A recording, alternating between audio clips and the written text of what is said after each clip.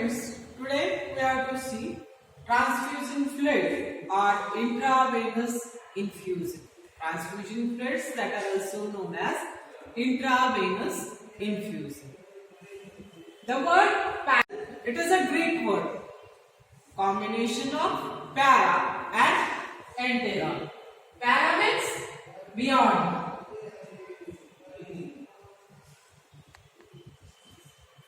Enteron, intestine. Beyond the intestines, the preparations that are given that are known as parenteral fluids or the drugs which are given other than oral route that are known as parenterals. The drugs that are introduced beyond the intestine are the drugs which are administered other than oral. The drugs that are administered in the layers of skin.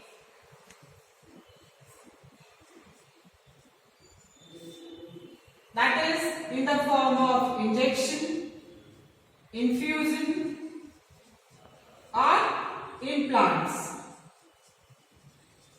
Injection, that is small volume parenteral. The drug that is given in small dose. Infusion, large volume parenteral. Implants that is by doing the minor surgery. The drugs that are introduced beneath the skin, they will show their effects for years. That is controlled drug release system is there. That is known as implants. So, the drugs that is given in the form of injection, infusion or implants. When the drugs that are given by parenteral route, the benefit that is it will give localized effect. Where it is administered, at that part only they are showing the effect. The drugs can be administered in unconscious patient. When the patient is unconscious, at that time the drug can be administered. When the drug that is also gives its systematic effect. When the anesthesia, that is localized anesthesia, that is this part only you have to anesthetize. At that time, inside the localized application will be there, and when the drug is administered to whole the body, that is by systemic circulation, the drug is introduced inside the blood, and through systemic circulation it will goes to whole part of the body. So when in more amount the electrolytes that are required, that is in severe patient, electrolyte loss will be there. At that time also the parenteral drugs can be administered. So by two ways they are categorized into two categories, that is small volume parenteral and large volume parenteral. The name itself implies small volume is 1 ml, 2 ml, 3 ml ampoules, vials and pre-filled syringes. Pre-filled syringes. In these three ways they are given. That is small volume parenteral. Ampoule, you have seen ampoule syringe you have done in first year. That is 1 ml ampoule is there, 2 ml is there, 5 ml is there. Vials, that is small bottles are there, and rubber closure that is applied on that. Up to 10 ml bottle is there. From this you can give the injection of 1 ml, 2 ml, 3 ml, that is multiple dose. Vial, that is multiple dose contained. Pre-filled syringes. Nowadays pre-filled syringes are there. For example, hormone, insulin. Insulin injections are ready-made, that is pre-filled. You have to just adjust the unit and the injection is given, that is pre-filled syringe. So this is the small volume parenteral. Next category, that is large volume parenteral. The capacity of small volume parenteral is 1 to 100 ml. 1 ml to 100 ml. And large volume parenteral, that is from above 100 ml to up to 3000 ml. That is dialysis fluid. That capacity is about 3000 ml. So large volume parenteral, the capacity is above 100 up to 3000 ml. That is large volume capacity. When this is applicable, large volume parenteral, that is carbohydrate, dextrose, lipid, can be administered by using the large volume parenteral. When the patients are malnourished. Malnourished means when all the required material that are required for the body, for example carbohydrate, proteins, minerals, vitamins, ions, that are not fully obtained to the patient become malnourished due to the lack of food. Nowadays newborn babies that are malnourished. So to recover it through IV, total parenteral nutrition is given, TPN, that is total parenteral nutrition, that is in required amount, carbohydrate, proteins, minerals that are given in required amount through the IV route. That is when the patient is shocked. In shock, the electrolytes are lost. So for recovery of that, the large volume parenterals, that is electrolyte therapy, that will be given. When the patient is suffering from diarrhea, in diarrhea there is severe loss of electrolyte and water is there. For functioning of body, water is essential for each and every cell. So to recover the water balance inside the body, the large volume parenteral, that is given in diarrhea. So in various ways, the LVP and SVP that are given. Which are the ideal characteristic of LVP and SVP then? As they are directly administered inside the blood, they must be sterile one. It should be sterile. It should be free from pyrogen. Pyrogen, these are the metabolic product of microorganism. When they are embedded inside the body, they are causing rising body temperature. That's why the preparation must be sterile. It must be free from pyrogen. It must be free from particulate matter.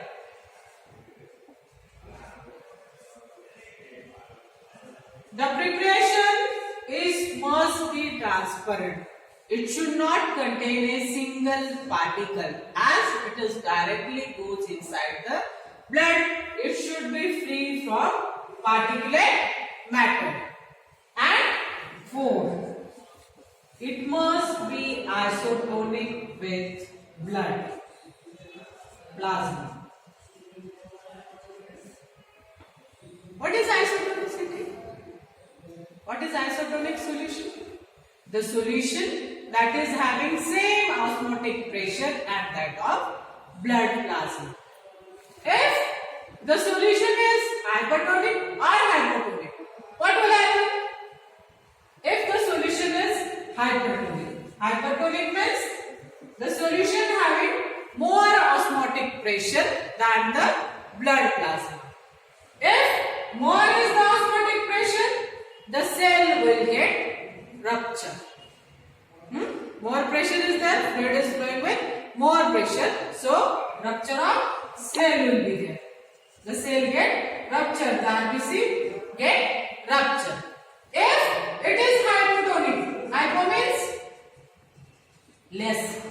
The solution is having less osmotic pressure than that of blood plasma. If less osmotic pressure is there, then the fluid will penetrate inside the cell. As the fluid is penetrating inside the cell, up to the capacity, it will become large. If its capacity will increase, it get burst. Bursting of cell will occur. So, what's the parenteral solution we are administering inside the body? It must be isotonic with blood plasma. These are the characteristics. That is, it should be stable. The parenteral preparation must maintain the stability of the fluid up to its expiry inside the container. It must be sterile, free from pyrogen, free from particulate matter, and it should be isotonic with blood plasma. These are the ideal characteristics of parenteral fluids. This is the introductory part of transfusion or transfusion fluid or infusion. How to prepare? This is the main motto of our HCP practical. That is how to prepare a parenteral fluid. So today we have to see preparation of to prepare and submit 100 ml of 5% weight by volume dextrose intravenous infusion IP. It is a infusion, large volume parenteral. That is dextrose intravenous infusion. When you are preparing any medicament, parenteral preparation, your area of preparation must be sterile. In last practical, I have told you that horizontal and vertical HEPA filters that are inside the wall, they are fitted, and sterile air that is prepared inside the parenteral preparation room. The particles size, that is 0.22 micron particle size filter is there, HEPA filter that are arranged, and the air that is present inside the manufacturing, that is sterile air is there. Whatsoever apparatus that is required for preparation, they must be autoclaved first, and after autoclaving they are dried, and then they are used for preparation of parenteral fluid. Today we are to prepare dextrose intravenous infusion. Dextrose that is available in two forms, dextrose anhydrous and dextrose monohydrate. For parenteral preparation, dextrose anhydrous is used. The preparation, that composition of preparation is dextrose anhydrous 5 gram and water for injection is up to 100 ml. You have to prepare 500 ml of dextrose. First you have to do calculations. That is 100 ml of your preparation consisting of 5 gram of dextrose. How much is for 500 ml? That is 5 multiplied by 500 divided by 100. That is 25 gram of dextrose that should be dissolved in 500 ml of water for injection. This is the calculation for this practice. That is 25 gram of dextrose you have to take and dissolve in 500 ml of water for injection. First, the procedure. Weigh the ingredient. Dextrose, how much you have to take? 25 gram of dextrose you have to weigh. After weighing, dissolve in vehicle. What is vehicle? Water for injection. Which are the method of preparation of water for injection? In second practical we have seen water for injection is prepared by double distillation or reverse osmosis. So water for injection, freshly prepared water for injection by double distillation or by reverse osmosis, it is taken. 25 gram of dextrose is weighed, it is dissolved in 500 ml, that is 500 ml of vehicle, then filter it through Whatman filter paper or membrane filter. The pore size of membrane filter that is ranging from 8 micron to 0.22 micron. So after preparation, it is filtered through membrane filter. After filtration, fill inside the container. That is bottle. Glass bottle is used for filling of this infusion. After that, visual inspection is carried out. The bottle is inverted and the any particulate matter is observing or not, that has been checked.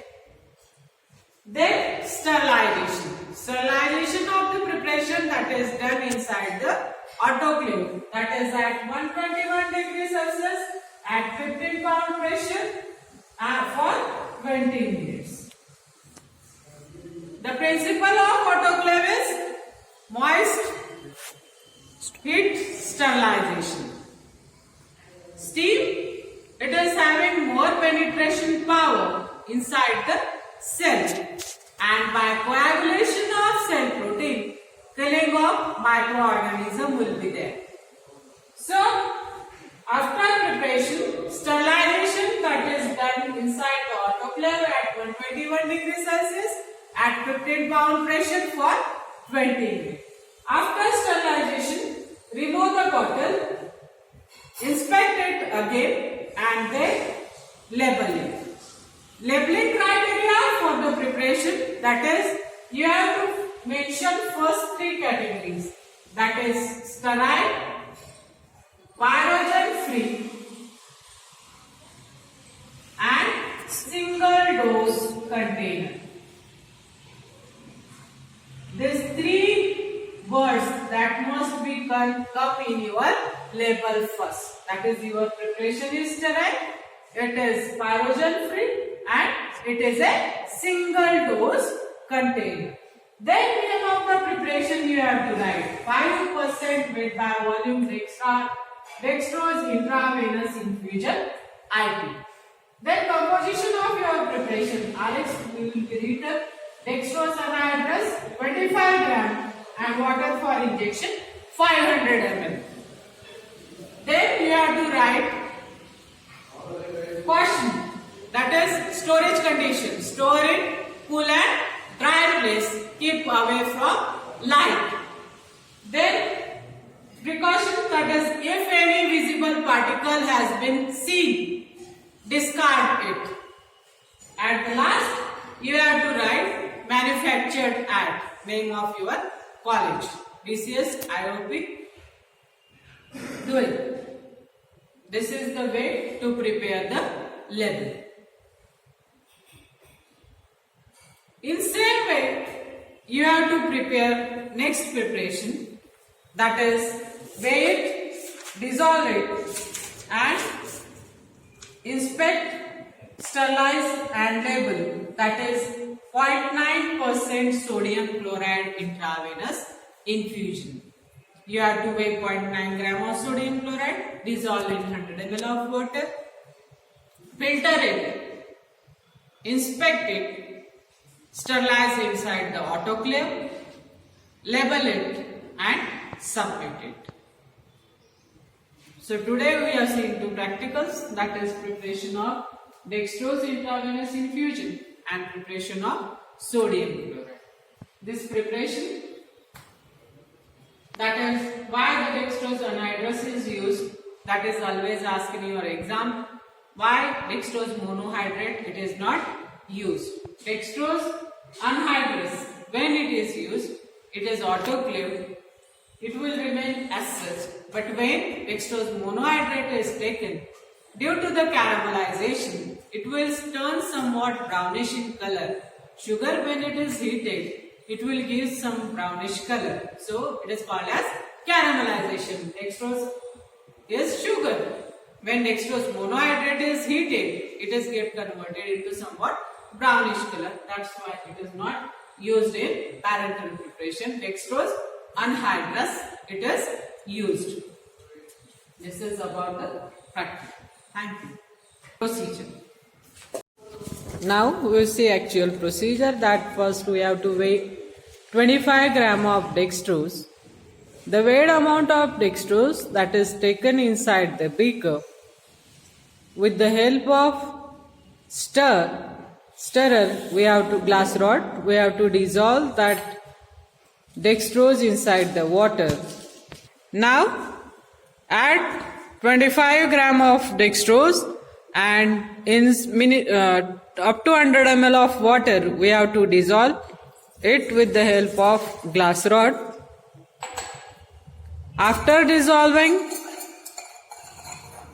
the dextrose, the quantity we have to make up to 500 ml with the help of water for injection. Up to 500 we have to add water for injection in it.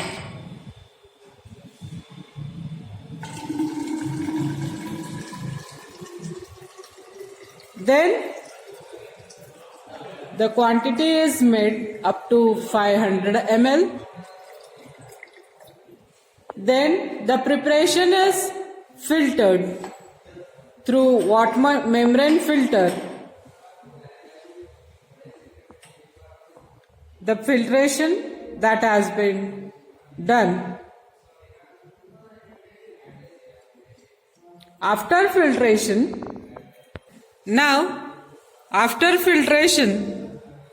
you have to inspect for any particulate matter inside the bottle. Close the bottle tightly and invert the bottle so that any moving particle inside the bottle that has been seen. Move the particles, that is, shake the bottle so that the particles that are present that made visible.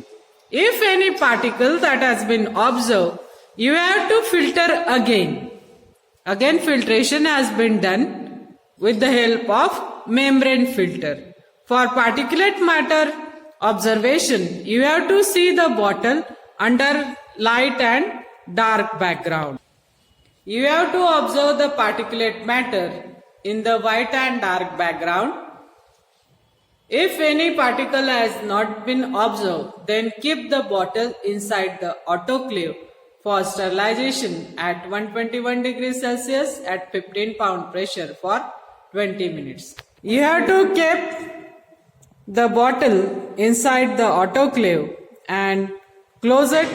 Keep it at 121 degrees Celsius at 15 pound pressure for 20 minutes. After autoclaving, you have to label the transfusion fluid. That is, in first line you have to write sterile, pyrogen free, single dose container.